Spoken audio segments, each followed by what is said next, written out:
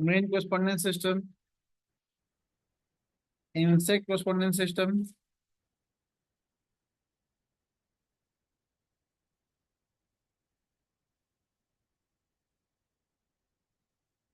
Mini correspondence system.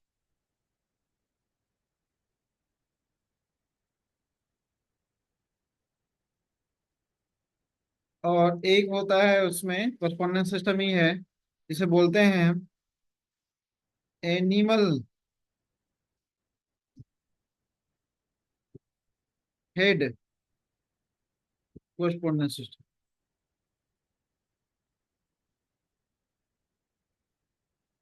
तो ये तीनों कंप्लीट कर चुके हैं, इसको पढ़ लेते हैं। छोटा सा चैप्टर है, इसको कंप्लीट कर लेंगे हम थोड़ी देर में। हाँ, ज्वाइन किए तो कुछ ना कुछ तो सीखना बनता है। तो एनिमल हेड कोस्पोंडेंस सिस्टम कहता है कि एनिमल का जो सिर होता है वो कैसे नीचे की तरफ, नीचे की तरफ झुका हुआ होता है ना। जानवर होते हैं जिनका फोर लेग होता है ना, इस तरह से पूंछें होती है इस तरह से, है ना।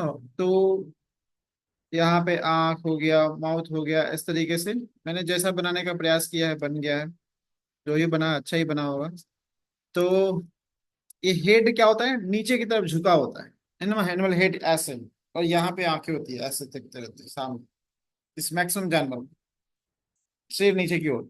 तो जब हम लोग भी आदि मानव थे, हम लोग भी जब हम लोग भी आदि मानव ही हैं, अन्य थे पहले, और हम लोग झुक के चला कर दोनों हाथ दोनों पैर से चला करते थे, है ना। बाद में धीरे धीरे हमारा हाथ फ्री हो गया और सिर्फ पैर से चल गए। लेकिन पहले तो था, तो इसीलिए एनिमल हेड का और हमारे बॉडी से भी सिमिलरिटी मिलती है, एनिमल हेड का भी। तो जो हमारा थंब होता है, थंब, और ये फोर, जिसको हम लोग फोर लेग बोलते हैं। तो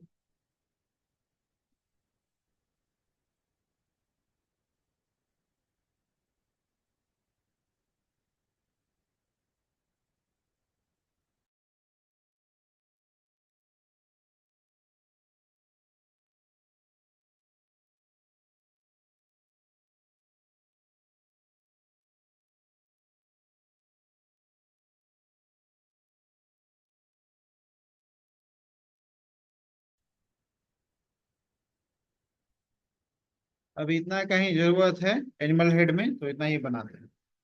तो ये हमारा फर्स्ट ज्वाइंट, फर्स्ट ज्वाइंट,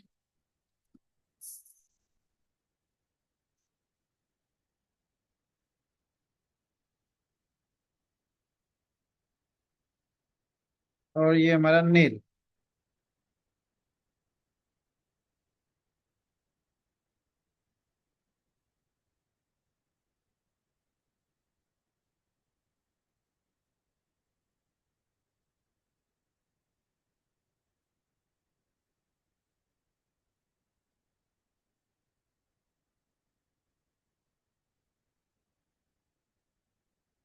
तो ये, और यहाँ पे देखते हैं बहुत सारे लोग जो ओल्ड एज होते हैं तो यहाँ पे हेयर निकलता है, बहुत सारे लोगों का यहाँ पे ज्वाइंट पे हेयर रहता है ना। आप देखेंगे बुजुर्ग जब हो जाएंगे तो उनके यहाँ पे हेयर निकलता है। और उसके ठीक नीचे यहाँ पे जो है हमारा आंखें होती हैं।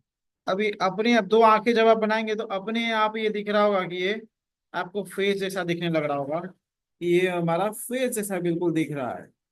ये दांतें हो गई जिसके चारों, मुंह फूला हुआ है जिसके चारों तरफ दांत है ऐसे,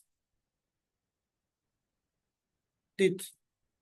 तो दांत के कोस्पोंडेंस के लिए ये बहुत ही अच्छा है, आंख के कोस्पोंडेंस के लिए ये बहुत ही अच्छा है, हेड के ट्रीटमेंट के लिए ये बहुत ही अच्छा है। एनिमल हेड कोस्पोंडेंस, इसका हेड एनिमल हेड कोस्पोंडेंस सिस्टम ही नाम है।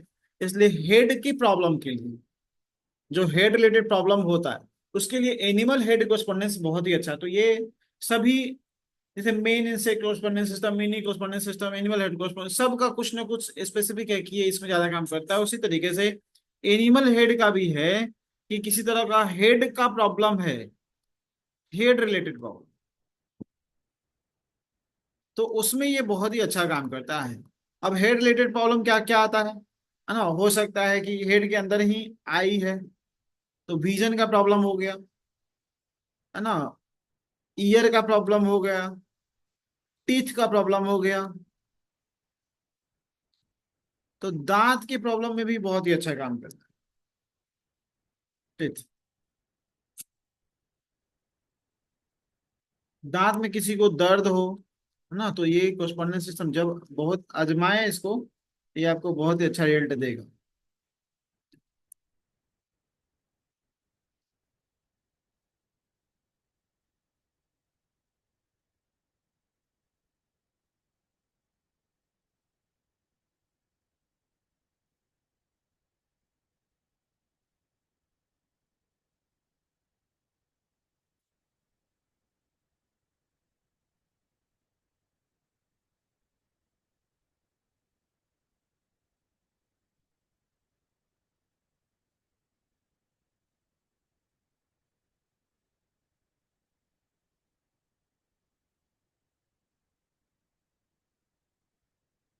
टीथ रिलेटेड प्रॉब्लम,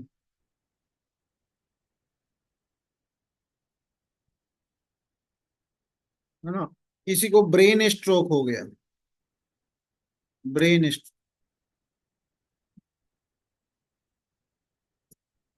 किसी को एट्रोफी है किसी तरह का, एट्रोफी,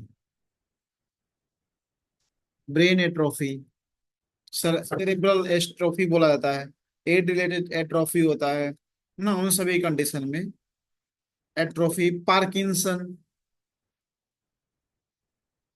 पार्किंसन, जिसका हाथ पैर हिलता है, ऐसे हाथ पैर हिलता है, वो ब्रेन रिलेटेड ही प्रॉब्लम होता है, हाथ पैर हिलता है तो। पैरालिसिस, ब्रेन स्ट्रोक में पैरालिसिस ही होता है।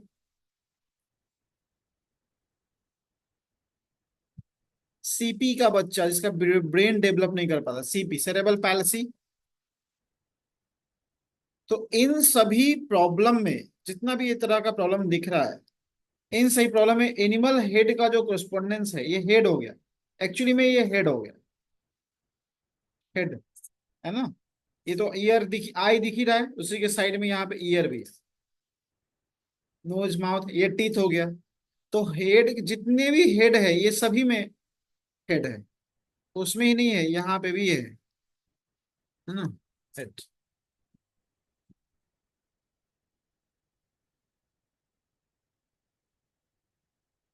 हेलो, हेलो, जी जी बताइए। हाँ बताइए। हाँ,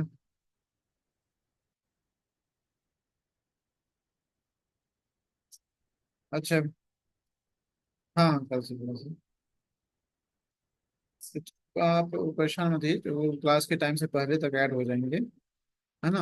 आप जो देखते रहिएगा, मिस नहीं करेंगे, वो पता है आपका नाम और भी लोग हैं, है ना, सब ऐड हो जाएंगे, ठीक है ना। टाइम 3:30 बजे है, टाइम 3:30 बजे से है ना, आपको उससे पहले ग्रुप में ऐड कर लिया जाएगा, बिल्कुल परेशान मत होइए। अभी क्लास चल रहा है, फिर हम बात करते हैं आपसे। हाँ बताइए। हाँ हाँ, ठीक है, हाँ हम करवा देते हैं, करवा देंगे।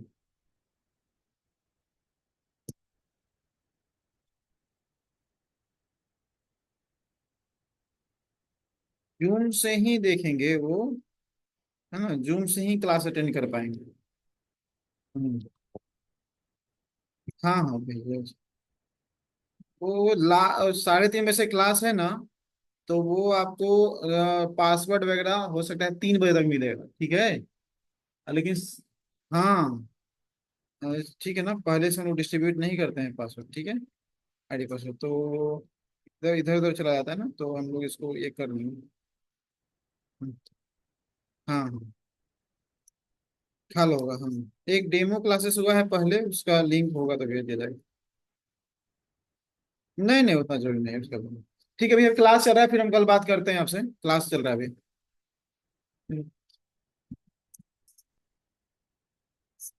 तो एनिमल हेड जो वो सभी में है, चारों फिंगर में ही है ना, तो जितने भी हेड के कोस्पोंडेंस है, वो जितना इस तरह का प्रॉब्लम आपके पास आता है ना, उन सभी प्रॉब्लम में आपको जितने भी हेड के कोस्पोंडेंस, सब पे प्रेशर देना अनिवार्य है हेड पे, है ना। कोई हेडेक के भी पेशेंट आ गया जिसको माइग्रेन है, हेड पेन करता है, सिर दर्द करता है, हेडेक, है ना, ब्रेन ट्यूमर है, हेडेक है।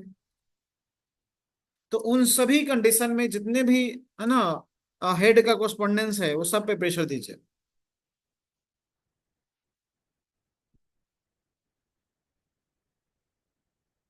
ब्रेन रिलेटेड जितना भी और भी जो कुछ बाकी बच गया हो, लग रहा हो कि कुछ ब्रेन का और भी प्रॉब्लम होता है ना, उन सभी प्रॉब्लम में ये सभी पॉइंट पे प्रेशर देना है। यहाँ से, है ना, आंख का पॉइंट हमारे इन साइड में भी होता है मेन कोस्पोंडेंस सिस्टम के अनुसार, लेकिन यहाँ पे ज्यादा उससे ज्यादा इफेक्टिव होता है, क्योंकि ये बना ही गया है सिर्फ हेड प्रॉब्लम के लिए, एनिमल, इसके लिए इसका नाम एनिमल हेड कोरेस्पोंडेंस सिस्टम है। तो हेड रिलेटेड प्रॉब्लम हो, है ना, या फिर हेड में होने वाले जो एंडोक्राइन है, या फिर उससे रिलेटेड कोई ऑर्गेन है, कोई पार्ट्स है, किसी तरह का एट्रोफी हो गया है, उन सभी प्रॉब्लम में आप हेड के कोरेस्पोंडेंस पे, आंख के कोरेस्पोंडेंस, जितने भी आई, ईयर के प्रॉब्लम, ईयर आई के प्रॉब्लम लेकर के पेशेंट आए, तो उसमें आप हेड के भी पॉइंट पे प्रेशर दीजिए। सपोज आपके पास कोई पेशेंट आया ना, जो आपने सीखा है अभी तक के क्लासेस में, तो आपके पास कोई पेशेंट आता है जो इसका आंख वीक है,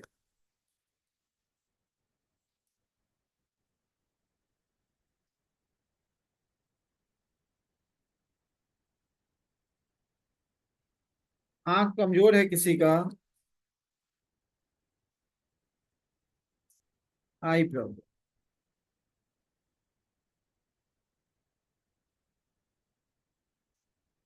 तो आपके पास फर्स्ट स्टेप में जो भी आंख का कोरेस्पोंडेंस है, आई कोरेस्पोंडेंस, मेन वाला हो, मेन वाला दीजिए, इंसेक्ट वाला भी दे सकते हैं, और मिनी वाला देने देने से अच्छा है कि आप क्या दीजिए,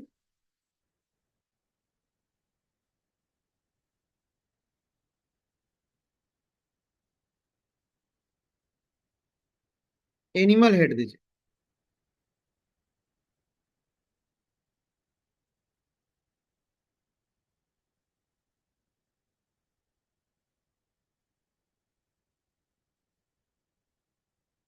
एनिमल, एनिमल हेड में अब मेन से कौन कौन सा पॉइंट लेना है, आई का पॉइंट लेना है, और क्या लेना है, लीवर का पॉइंट लेना है, आंख का भी पॉइंट लेना है, लीवर का भी पॉइंट लेना है, ब्रेन का भी कोस्पोंडेंस लेना है।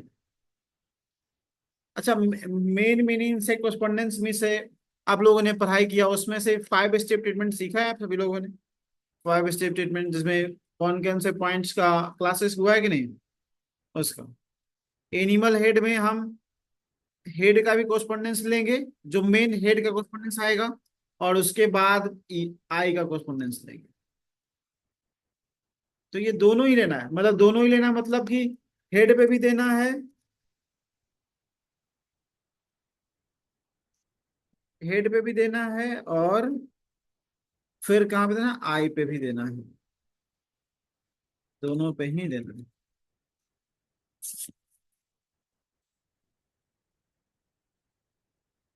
तो आपके आपको जो है, कितने भी एक्सपर्ट लोग होते हैं, तो यहाँ पे प्रेशर जरूर देते हैं इस पॉइंट पे, है ना, और एनिमल हेड के कोस्पोंडेंस को जरूर टच करते हैं, और यहाँ से बहुत ही अच्छा रिजल्ट मिलता है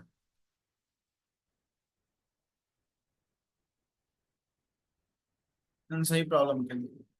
तो ये हाथ में भी है, हाँ, देख सकते हैं जो हेड फिंगर का जो फर्स्ट जॉइंट है, यांग साइड से, नेल साइड से, इन साइड से नहीं, नेल साइड से, वो हमारा हेड का पॉइंट आता है। और किसी को दांत में दर्द हो, तो दांत, टीथ रिलेटेड प्रॉब्लम अगर कोई आता है आपके पास, टीथ का प्रॉब्लम,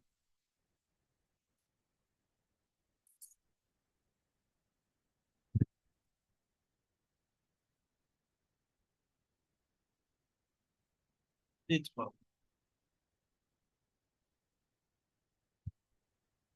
तो दांत का कोई भी प्रॉब्लम लेकर के पेशेंट अगर आपके पास आता है, तो जितना भी एनिमल हेड का कोस्पोंडेंस है, अब टीथ रिलेटेड प्रॉब्लम भी बहुत तरह का होता है, किसी को इन्फेक्शन हो गया है, लेकिन ज्यादातर कंडीशन में इन्फेक्शन ही होता है, है ना, इन्फेक्शन ही होता रहता है। तो कभी कभी गम्स में पस भी बन जाता है, गम्स में, है ना। तो मेरा पेन काम नहीं कर रहा है। अच्छा। तो ब्लैक कलर बहुत ही अच्छा है, इन्फेक्शन कहीं भी अगर इन्फेक्शन हो तो ब्लैक कलर जरूर लगाइए। तो कोई पेशेंट आपके पास आया जिसके दांत में दर्द हो रहा है, बोल रहा है कि इन्फेक्शन है कुछ, कभी कभी क्या होता है चोट लगने से भी हो जाता है ना, चोट लगा उसके कारण दांत में दर्द है।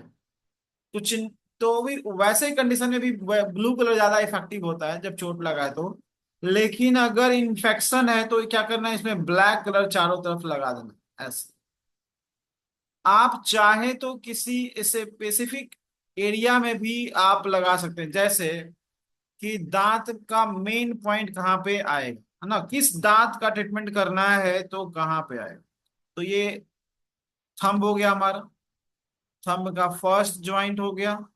आपसे बोला जाए कि एक्यूरेट दांत निकालिए कि मेरा इस दांत में प्रॉब्लम है, तो हम सिर्फ वहीं पे लगाएंगे तो और ज्यादा इफेक्टिव आएगा।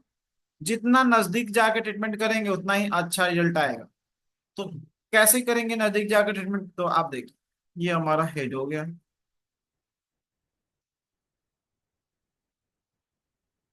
आइस,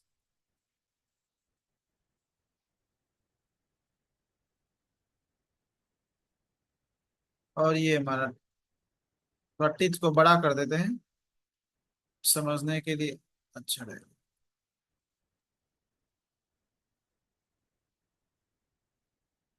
बड़ा मुंह वाला दाना, और इसको क्या करना है, डिवाइड कीजिए, वन वर्टिकल एंड हॉरिजॉन्टल। यहाँ पे भी जो हमारा टिथ है उसको,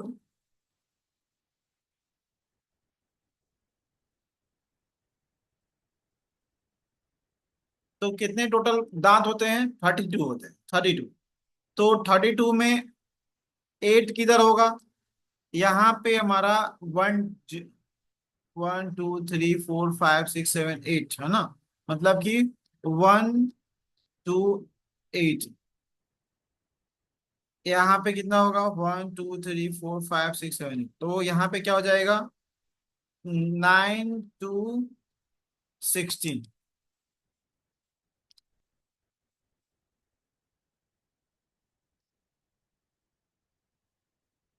यहाँ पे कितने हो जाएंगे, 8 यहाँ पे भी होगा। यहाँ पे कितना होगा, 17 2 32, 70 30 नहीं, 72 24, 24। एंड यहाँ पे कितने हो जाएंगे, 25 टू 32। तो वैसे ही यहाँ पे भी हम इसको डिवाइड जब करेंगे तो यहाँ पे भी हमारा इस तरीके से बन जाएगा। तो यहाँ पे 0 टू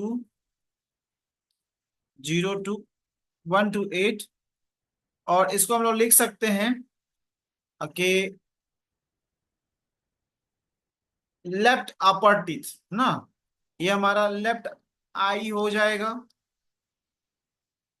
लेफ्ट आई हो जाएगा ना। कोई तो एक लेफ्ट होगा, इसको डिवाइड करते हैं, पहले ये लेफ्ट कौन है राइट कौन है, इसे जिसे निकालते हैं, फिर अच्छे से निकलेगा। तो ये हो गया हमारा,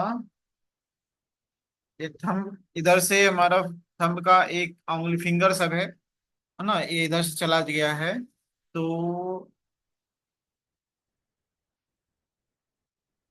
ये राइट साइड हो गया, ये पोर्शन अगर हम आधा करते हैं तो ये हमारा लेफ्ट हैंड है, और लेफ्ट हैंड का जो सेकेंडरी जो आउटर पोर्शन होगा वो सेकेंडरी में चला जाएगा, मतलब ये right body part, write head, और ये लेफ्ट हो जाएगा ना। और इस स्तंभ को देखा जाए तो ये हमारा ये पोर्शन भी राइट है, राइट ही है ना, ये पोर्शन भी राइट है, और ये लेफ्ट, लेफ्ट। तो राइट वाला, राइट तरफ 0 से 8 तक है ना, 1 टू 8 है। तो यहां से भी वहां यहां तक, मतलब यहां से यहां तक में कोई दांत में प्रॉब्लम हो गया तो वहां पे कहाँ पे कलर लगाएंगे या फिर कहाँ पे मैग्नेट लगाएंगे, कहाँ पे शीट्स लगाएंगे हम लोग, 1 to 8 टीथ नंबर। तो है ना, ये दिखाई दे रहा होगा, तो एक्यूरेट जगह पे, और ना उससे भी क्लोज आना है, उससे भी क्लोज आना है हमें, एक्यूरेट एक दांत पे जाना, तो वहां भी जा सकते हैं, है ना, पहले यहाँ पे पहुंच जाइए फिर वहां भी चले जाइएगा। तो एक एक दांत तक पहुंच सकते हैं कि कौन किस दांत में ट्रीटमेंट करना है आपको ना। 9 to 16, यहाँ पे हो जाएगा 17 to 24, एंड यहाँ पे हो जाएगा 25 to 32।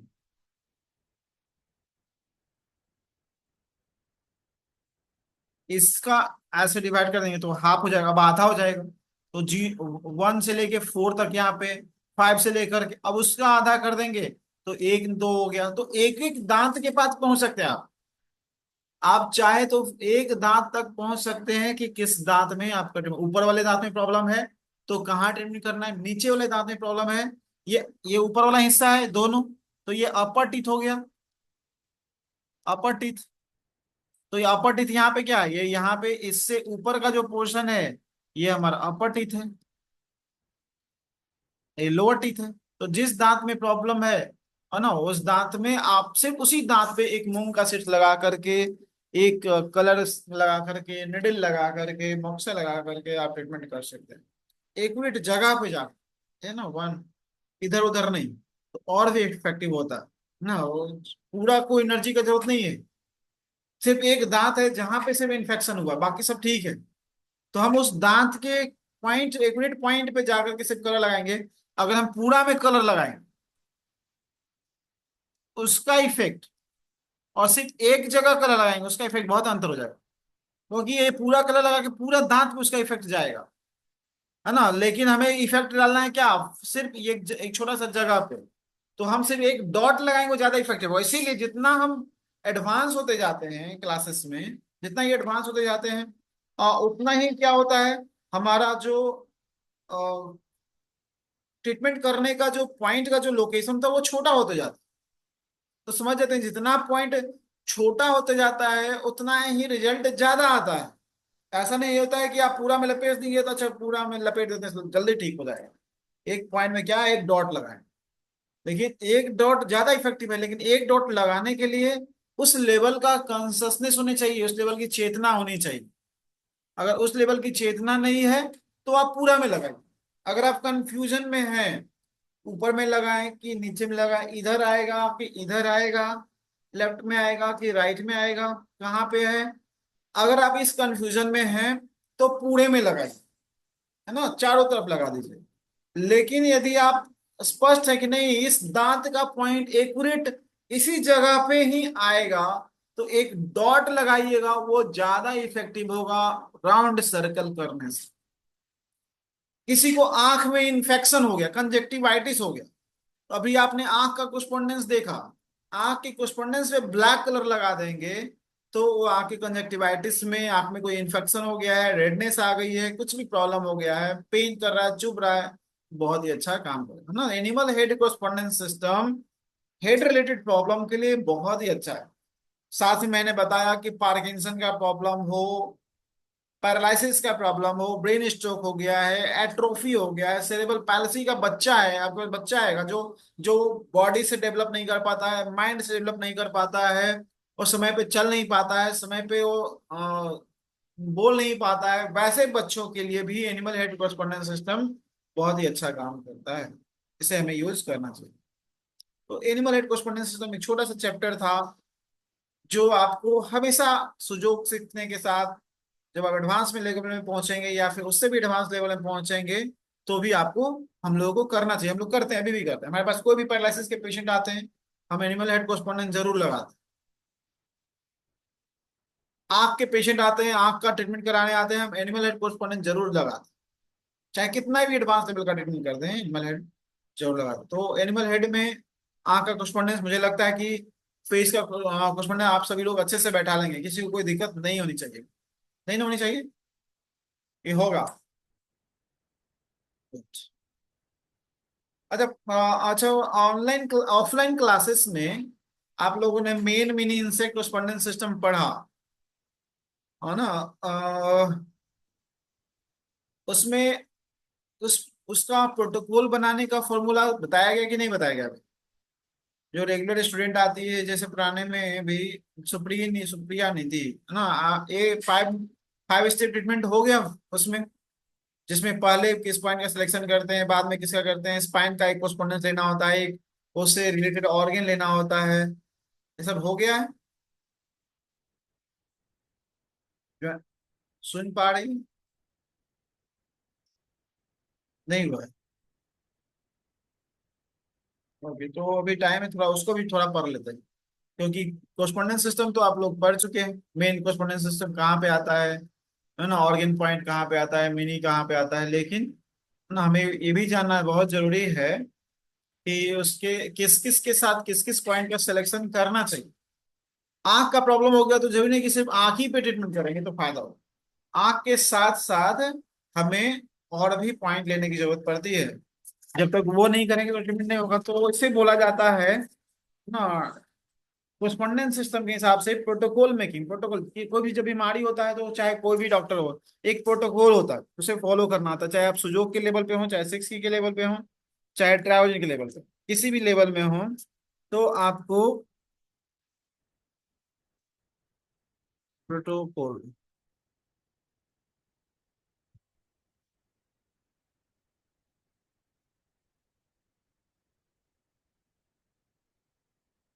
तो प्रोटोकॉल मेकिंग फॉर्मूला जो है सुजोग कोस्पोंडेंस सिस्टम के अनुसार,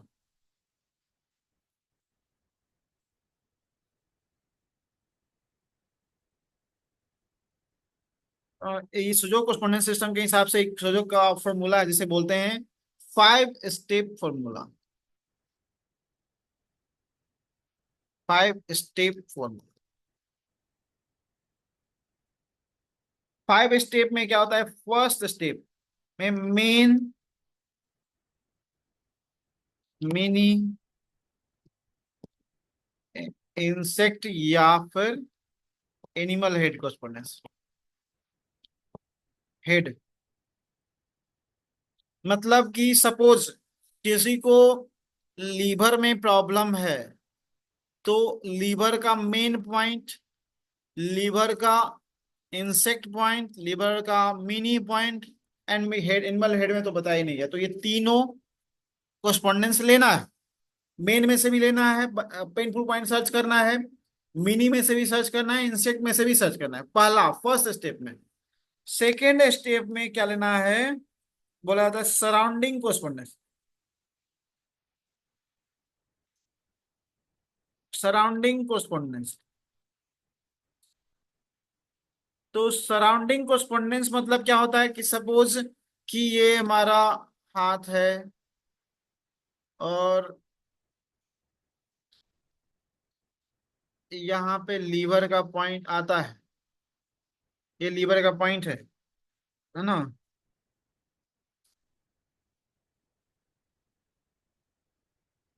और इस लीवर के पॉइंट के पास यहाँ पे पेनफुल पॉइंट मिलता है, पेन मिलता है यहाँ। फर्स्ट स्टेप, लीवर का तो एरिया यहाँ से यहाँ तक है, पूरा है, लेकिन जरूरी नहीं कि सब जगह पेन मिला। कोई एक जगह पे पेनफुल पॉइंट सर्च करेंगे और यहाँ पे पेन मिला, पेनफुल पॉइंट, तो ये हमारा क्या हो गया? मेन पॉइंट हो गया। जब मेन पॉइंट हो गया तो हम सराउंडिंग कोरेस्पोंडेंस क्या करता है कि उसके नियर बाय में हमें 4 पॉइंट और सर्च करने हैं, है ना? 4 पॉइंट सर्च करने हैं सराउंडिंग में, उसके सराउंडिंग में पेनफुल पॉइंट सर्च करना मिलेगा। कभी कभी सराउंडिंग कोरेस्पोंडेंस भी जो है वो कितना होता है? 2 पॉइंट का भी होता है सराउंडिंग कोरेस्पोंडेंस, 3 पॉइंट का भी होता है, 4 पॉइंट का भी होता है। तो 2 पॉइंट कैसे होता है? सपोज ये मेन कहीं पे भी किसी भी जगह पे ये मेन कोरेस्पोंडेंस मिला, तो जब उसके हम ऊपर और नीचे सर्च करते हैं तो ये क्या हो गया? सराउंडिंग कोरेस्पोंडेंस, है ना? ऊपर 2 पॉइंट फॉर्मूला, 2 पॉइंट हो गया। जब उसके सराउंडिंग में तीनों तरफ हम सर्च करिए तो ये क्या 4 पॉइंट फॉर्मूला हो गया, चारों तरफ सर्च किया तो किसी, जैसे किसी को सर्वाइकल का प्रॉब्लम हुआ, सर्वाइकल तो सर्वाइकल के का जब प्रॉब्लम हुआ तो यहां से यहां तक हमारा स्पाइन है, 1 2 3 4 5 6 7, 7 वर्टिब्रा है। किसी को पेनफुल पॉइंट कहाँ मिला, यहाँ पे मिला, सर्वाइकल के प्रॉब्लम।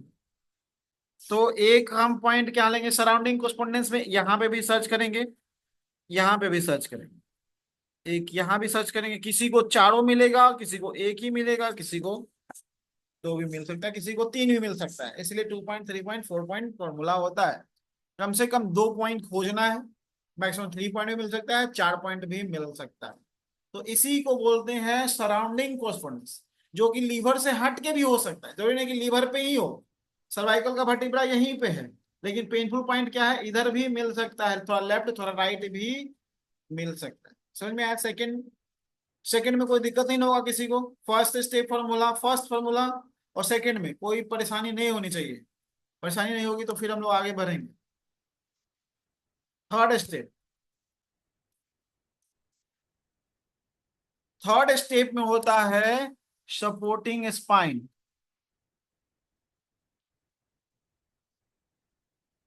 सॉरी, थर्ड स्टेप में सपोर्टिंग ऑर्गेन। अभी बहुत बड़ा चैप्टर है supporting organ. Supporting organ chapter थोड़ा सा बड़ा है, थोड़ा सा समझना पड़ेगा, इतनी जल्दी खत्म नहीं होगी, क्योंकि स्पाइन का भी सपोर्टिंग ऑर्गेन है, नी का भी सपोर्टिंग ऑर्गेन है ना, टीसू का भी सपोर्टिंग ऑर्गेन। तो सपोर्टिंग ऑर्गेन थोड़ा सा पढ़ लेते हैं।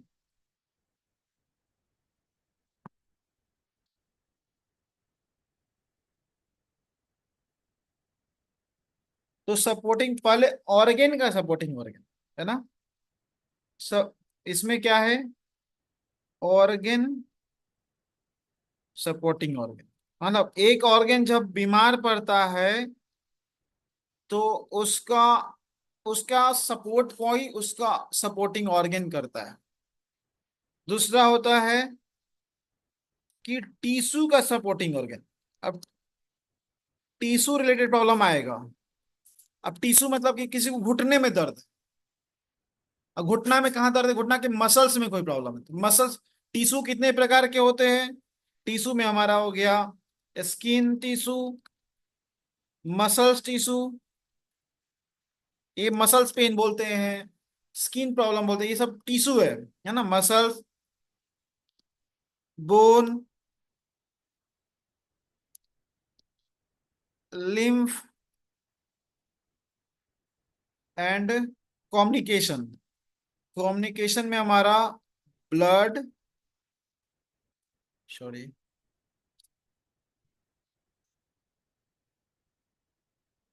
ब्लड एंड नर्व भी आते, नर्व,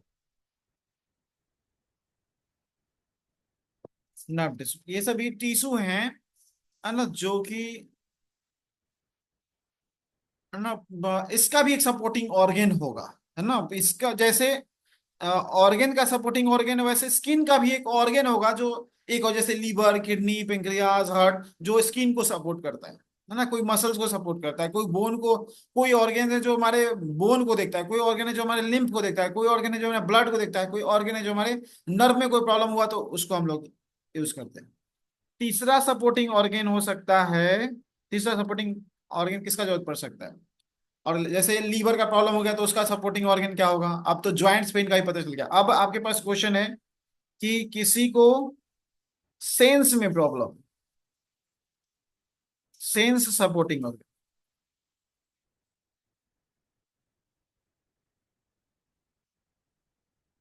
सेंस कितने, सेंस भी 6 है ना, कौन कौन से सेंस हैं हमारा, सेंस में का सिर्फ हमने लिखा है बस, सेंस ऑर्गन हम लोग पढ़ते हैं, सेंस ऑर्गन सपोर्टिंग ऑर्गन, है ना। तो सेंस ऑर्गन क्या है, नोज जिससे हम लोग स्मेल करते हैं, है ना, तो ये भी एक सेंस है, नोज, आईज, ईयर, टंग, टंग हो गया। टीथ नहीं आता है, होल माउथ आता है जिसमें हमारा सब कुछ है, जिसमें टीथ ही भी हमारा है, माउथ। ऐसा टंग तो बोन में भी हो गया, टीथ है, सॉरी टीथ बोन में भी हो गया, तो बोन में भी आ जाएगा वो। तो और कौन सा है? और भी कोई है छूट गया जो? Wind, heat, hot, humidity, dryness and cold. हाँ हो गया ना। तो और कुछ बचा है ना? इंडोक्राइन का सपोर्टिंग ऑर्गन है ना, ये भी हो सकता है।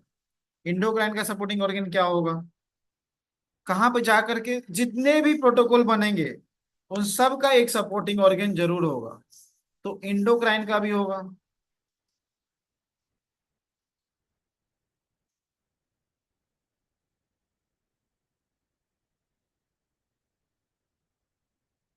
बस इतना काफी है,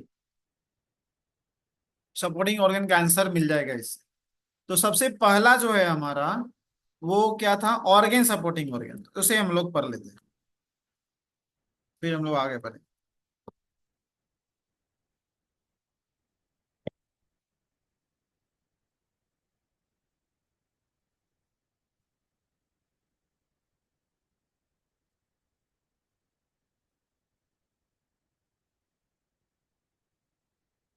तो लीवर, सबसे पहले लीवर है।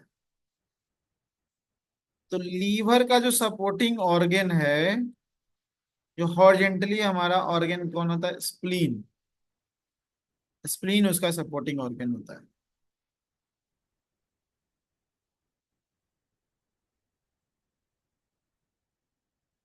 लीवर का सपोर्टिंग ऑर्गन स्प्लीन, और स्प्लीन का सपोर्टिंग ऑर्गन कौन? लीवर।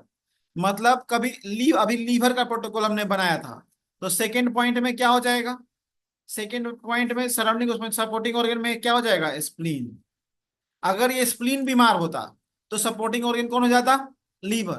तो स्प्लीन बीमार होगा तो लीवर पे भी उसका सपोर्टिंग ऑर्गन हो गया, और जब लीवर बीमार है तो स्प्लीन उसका सपोर्टिंग ऑर्गन हो गया। तो दोनों एक दूसरे, एरो देखिए दोनों तरफ बना हुआ है, इधर भी और इधर भी, दोनों एक दूसरे का सपोर्टिंग ऑर्गन है। तीन ही याद करना पड़ेगा, छह का ट्रीटमेंट हो जाएगा। हार्ट।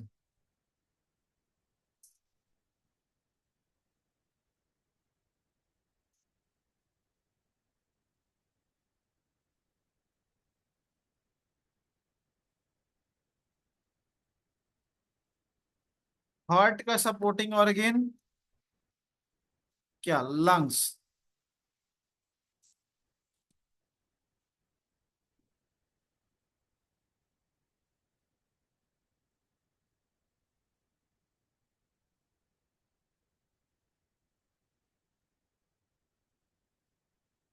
और लंग्स का सपोर्टिंग ऑर्गन क्या? हार्ट, है ना? ये इन ऑर्गन है। लंग्स का सपोर्टिंग ऑर्गन हार्ट, हार्ट का सपोर्टिंग ऑर्गन लंग्स।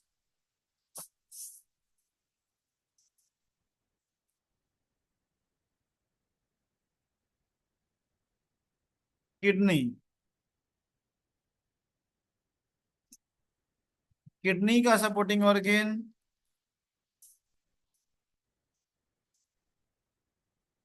ब्रेन।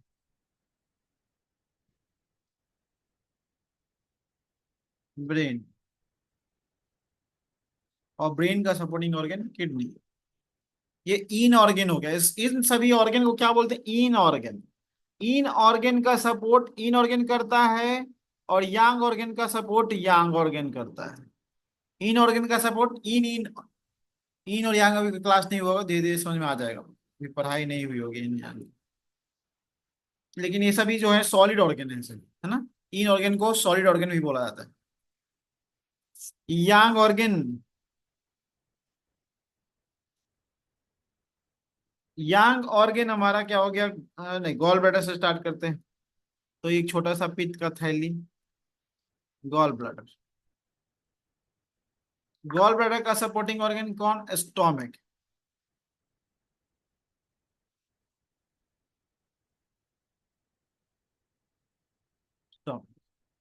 और स्टोमिक का सपोर्टिंग ऑर्गन कौन?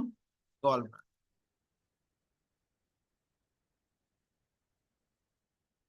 And small intestine, small intestine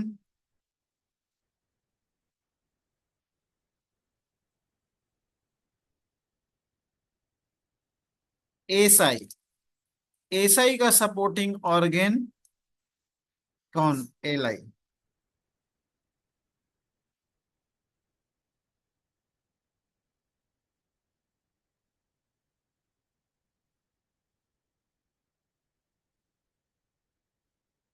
ally, है ना? और एलाई का सपोर्टिंग ऑर्गन कौन? एसाई।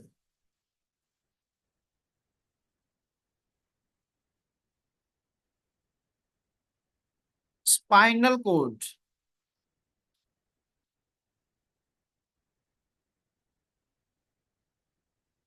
स्पाइनल कोड का सपोर्टिंग, स्पाइनल कोड का सपोर्टिंग ऑर्गन कौन? Urinary bladder.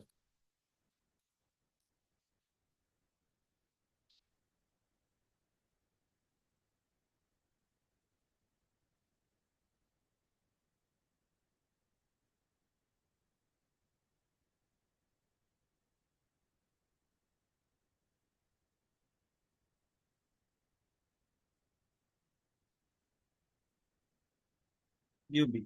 और यूबी का सपोर्टिंग ऑर्गन कौन? Spinal code.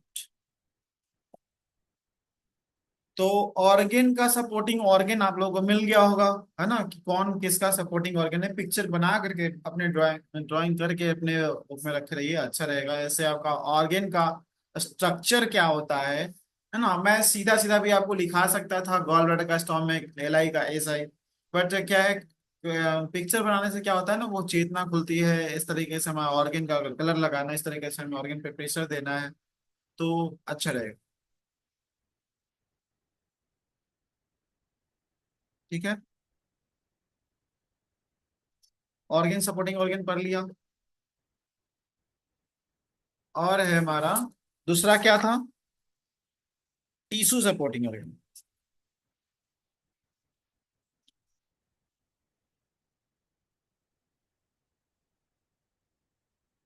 टीसू में हमारा क्या था? मसल्स। तो मसल्स को ट्रीटमेंट किससे करेंगे? लीवर से या फिर गॉल ब्लैडर से। लीवर या गॉल ब्लैडर। तो मसल का सपोर्टिंग ऑर्गन दिख गया होगा कौन सा है? लीवर एंड गॉल ब्लैडर, है ना। उसके बाद ब्लड,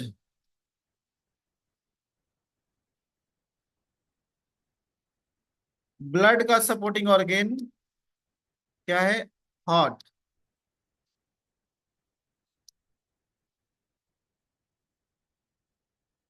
हार्ट या फिर स्मॉल इंटेस्टाइन।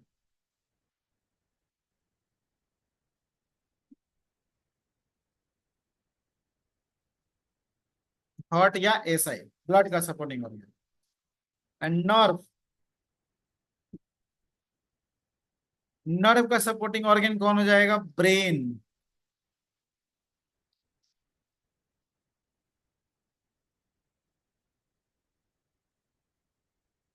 ब्रेन एंड कौन हो जाएगा? दो सपोर्टिंग ऑर्गन है सबका, दो दो है। Spinal cord,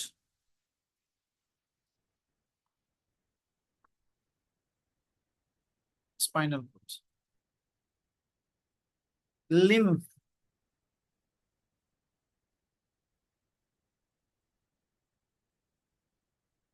lymph nodes. Lymph क्या है? जो लो नोड्स वगैरह, गांठें बन जाती है कहीं कहीं, वहां पे लिम्फ का कलेक्शन है, लिम्फेटिक सिस्टम का कलेक्शन हो जाता है। तो लिम्फ का जो सपोर्टिंग ऑर्गन है वो हमारा spleen and stomach, spleen and stomach. And skin,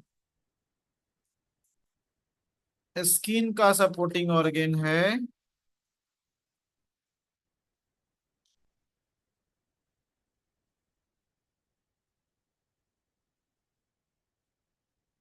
lungs and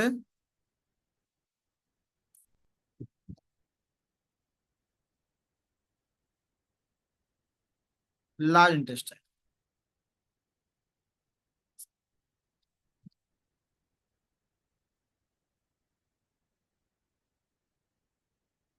bone.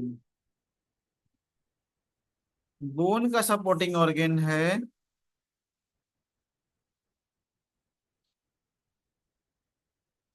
Kidney या फिर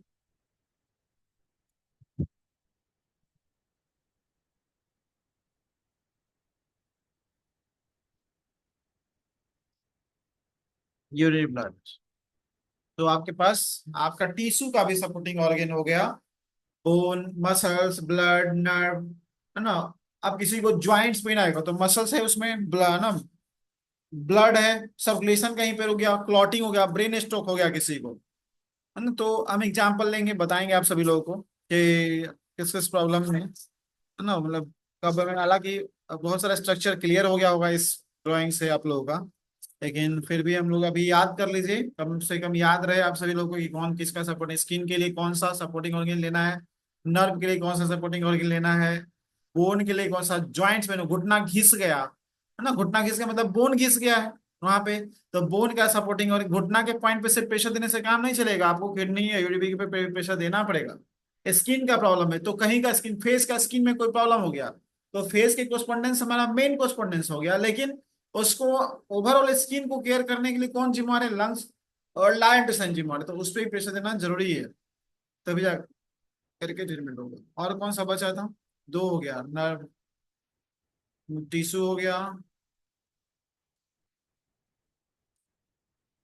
सेंस कर ले।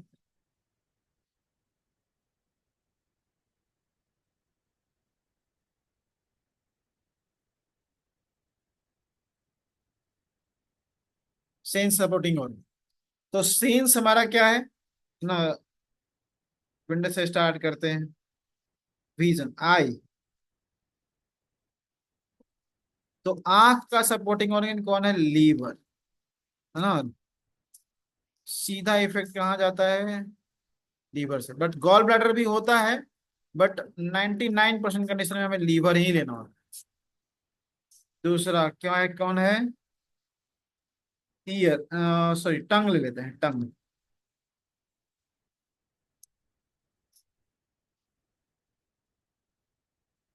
टंग का सपोर्टिंग ऑर्गन कौन है, हार्ट। सीधा कनेक्शन, इसलिए बोलते हैं स्माइल करते रहिए, है ना, हार्ट हेल्दी रहेगा। और हार्ट में प्रॉब्लम होगा तो टंग पे इफेक्ट आ जाएगा, है ना। बट स्मॉल इंटेस्टाइन भी होता है, बट 90% कंडीशन में हमें इन ऑर्गन ही लेने होते हैं, है ना, यांग ऑर्गन का जरूरत नहीं पड़ता है, बट होता है ऐसा ही। टंग, तीसरा माउथ। होल माउथ में का कोई प्रॉब्लम है, टेस्ट नहीं मिल रहा है, या फिर अलग पूरा माउथ में कोई प्रॉब्लम हो गया है, तो हम स्टोमिक पे ट्रीटमेंट करते हैं, स्टोमिक या स्प्लीन।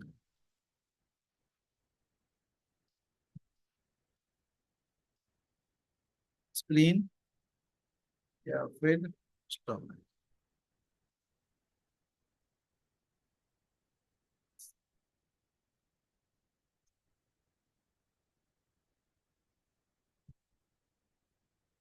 नोज। तो नोज रिलेटेड प्रॉब्लम में हमारा क्या होता है, लंग्स पे करना है, लंग्स से कनेक्टेड है, ब्रीदिंग, लंग्स से क्या इशू हो गया, ब्रीदिंग रिलेटेड प्रॉब्लम हो गया, तो हम क्या लंग्स पे ट्रीटमेंट करेंगे, लार्ज इंटेस्टाइन पे भी कर सकते हैं, बट 90% कंडीशन में क्या है, हमें लंग्स पे ही ट्रीटमेंट करना है।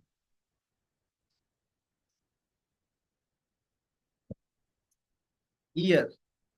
ईयर का जो शेप होता है वो किडनी जैसा ही होता है, इसीलिए ईयर के प्रॉब्लम में भी हमें किडनी पे प्रेशर देना हमसे, तो ये हमारा किडनी का सपोर्टिंग ऑर्गन है।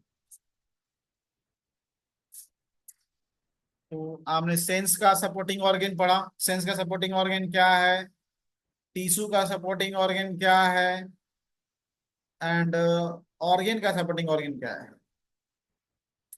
अब सिक्स की का क्लास का टाइम हो गया है, तो सिक्स की का क्लास करेंगे। बट ये ऑर्गन सपोर्टिंग ऑर्गन याद कर लीजिएगा आप लोग, जब प्रोटोकॉल बनाना होगा तो ये बहुत ही हेल्प करेगा आप सभी को, है ना, कि नहीं इसके बिना सब बेकार हो जाएगा, प्रोटोकॉल नहीं बन पाएगा। आंख के प्रॉब्लम में सिर्फ आंख पे प्रेशर देने से काम नहीं चलेगा, आंख के सपोर्टिंग ऑर्गन पे देना पड़ेगा। घुटना में दर्द है तो सिर्फ घुटना के पॉइंट पे प्रेशर देने से काम नहीं चलेगा, आपको घुटना में के किस टिश्यू में प्रॉब्लम है, वहां पे क्या मसल्स में प्रॉब्लम है, वहां के बोन में प्रॉब्लम है। अगर बोन में प्रॉब्लम, कभी कभी दोनों में ही प्रॉब्लम होता है, मतलब घुटना में बोन टिश्यू में भी प्रॉब्लम है, बोन मैरो में भी और मसल्स में भी, तो हम बोन के भी सपोर्टिंग ऑर्गन लेंगे और मसल्स का भी सपोर्टिंग ऑर्गन लेंगे, सिर्फ एक से काम नहीं चलेगा, है ना। इसीलिए ये बहुत ही बेसिक सुजो का बहुत ही इंपॉर्टेंट चैप्टर था, है ना। इसको आप लोग जरूर याद कर लीजिएगा अच्छे से। और अब हम सभी लोग का 6 का क्लास स्टार्ट होगा। माउथ का स्टोमिक और स्प्लीन, स्टोमिक और स्प्लीन, माउथ सीधे कनेक्टेड किसके साथ है, स्टोमिक के साथ कनेक्टेड है ना। सब एक दूसरे से मिलता है, कनेक्टेड है।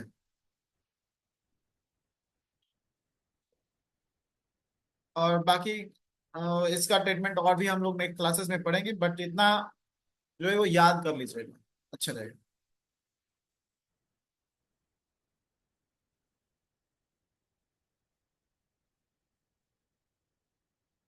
Okay smile, thank you. अब हम लोग 6 का क्लास स्टार्ट करेंगे।